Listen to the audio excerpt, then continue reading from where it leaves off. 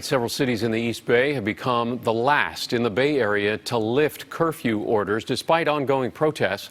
KPIX 5's Andrea Nakano reports from Contra Costa County on the steps taken to prevent a clash between the protesters and police. As each day passes, these protests are becoming more and more peaceful without the violence and the looting. And cities like Walnut Creek and Clayton are lifting their curfews to allow these protesters to rally.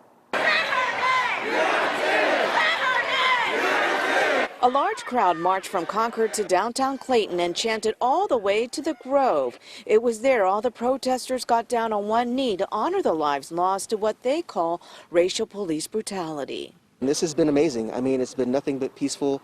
I feel incredibly welcomed and just appreciative of the way people have handled themselves today. This is quite a different scene from the protests that happened on Tuesday night. I was very enraged by what the police decided to do. The Clayton resident and his family were at the protest earlier this week. He says police only moved in to disperse the Black Lives Matter protesters just around the time of the 6 o'clock curfew. There were about 30 people that were anti-BLM protesters that were allowed to stay while the BLM protesters were tear gassed and sent home. He's very upset about that. He believes Tuesday night's protest would have ended the way this one ended tonight if police didn't move in to enforce the curfew.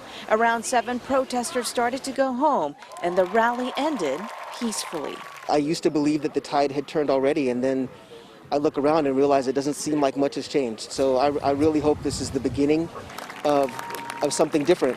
Clayton Council member Jeff Wan did address why the police targeted the BLM protesters on Tuesday. Wan says that for public safety, police officers wanted to target the larger crowd, and the anti-BLM protesters were on private property where the curfew does not apply.